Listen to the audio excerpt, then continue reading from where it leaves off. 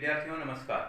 मैं शैलेंद्र बिश्नोई मेरे चैनल पर आपका वेलकम करता हूँ। आज अपने हिंदी व्याकरण के अंदर शब्द विचार इस पर चर्चा करने वाले हैं। पहले हमने अध्ययन किया था वर्ण विचारों का कि वर्ण है वो उनका उच्चारण स्थान कहाँ से होता है, हिंदी के अंदर वर्णमाला में वर्ण कितने कितने और स्वर कितने हैं। अब हम चर्चा करने वाले हैं कि हिंदी भाषा के अंतर्गत जो शब्द हैं वो कहाँ से आए और हिंदी भाषा की मूल रचना है वो किस प्रकार से हुई। ये हिंदी अपने आप में कह सकते हैं वैश्विक भाषा है और जितने भी अन्य शब्द आए इन्होंने अपने अंदर समाहित करने का प्रयास भी किया है और ये ठीक वसुधैव कुटुंबकम पर ठीक सटीक बैठती है। आज हम हिंदी भाषा के शब्द है वो कहाँ से आए उनके बारे में चर्चा कर लेते हैं। शब्द विचार के अंतर्गत वो किस प्रकार के आएंगे उसके बारे में भी आगे देखेंगे। आज हम देखते हैं शब्द विचार। तो साथ दोस्तों एक ये बात बता देता हूँ मैं कि शब्द विचार से संबंधित बहुत सारे मोस्ट शब्द हैं या महत्वपूर्ण जो शब्द हैं उनका मैं पीडीएफ है वो डिस्क्रिप्शन में डालने वाला हूँ। तो आप डिस्क्रिप्शन में जाकर के उस लिंक को खोलेंगे तो आपको महत्वपूर्ण शब्द आपको मिलेंगे, उनसे आप नोट्स में काम ले सकते हैं। और दूसरा ये जो पार्ट बता रहा हूँ वो एक नोट्स के रूप में आप काम में ले सकते हैं। तो चलिए आज शुरू करते हैं हिंदी व्याकरण का शब्द विचार। तो दोस्तों हिंदी भाषा के अंतर्गत 4 प्रकार के शब्द आए: तत्सम, तद्भव, देशज और विदेश, विदेशी कह सकते हैं, विदेशज भी कह सकते हैं। ये शब्द हैं उसकी चर्चा हम कर रहे हैं वो है उत्पत्ति के आधार पर, यानी इन शब्दों की उत्पत्ति कहां से हुई। हिंदी के अंदर खुद के मूल शब्द है वो नहीं है।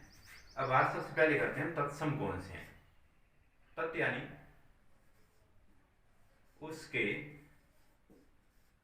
सम यानी समान।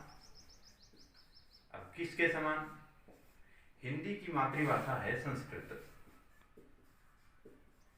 अर्थात वे शब्द जो संस्कृत भाषा में प्रयुक्त होते हैं उन शब्दों को ज्यों का त्यों हिंदी भाषा के अंदर ले लिया गया, वो तत्सम शब्द कहलाए।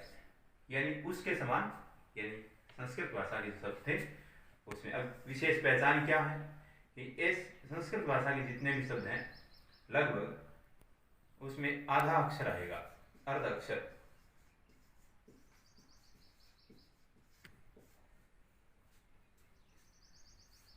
यहां पर अर्ध अक्षर को काम में ले सकते हैं।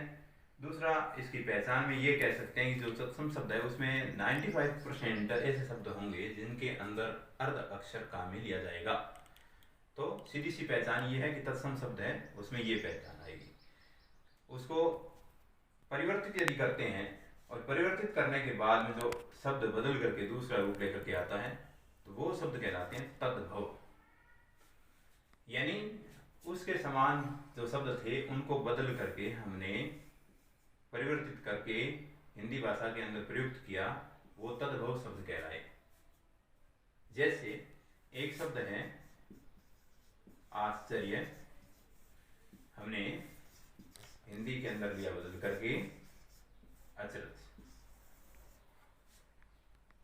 इसमें रे आया। ये शब्द उसी के अनुसार था यानी तत्सम था, इसको बदल करके हमने तद्भव में डाल दिया है और वो हो गया अचरज शब्द। ऐसे बहुत सारे शब्द हैं उनके मैं पीडीएफ डालने वाला हूं ताकि आप उसको आसानी से पढ़ करके याद कर सकते हैं। अगला पार्ट है उसमें हम देखेंगे देशज। देशज वे शब्द जो स्थानीय भाषा के शब्द कह सकते हैं। क्षेत्र विशेष जो शब्द हैं यानी क्षेत्र विशेष के वे शब्द जो ज्यों के त्यों हिंदी भाषा में प्रयुक्त करने हम लग गए या हिंदी भाषा में डाल दिए गए, वो देशज शब्द कहलाए।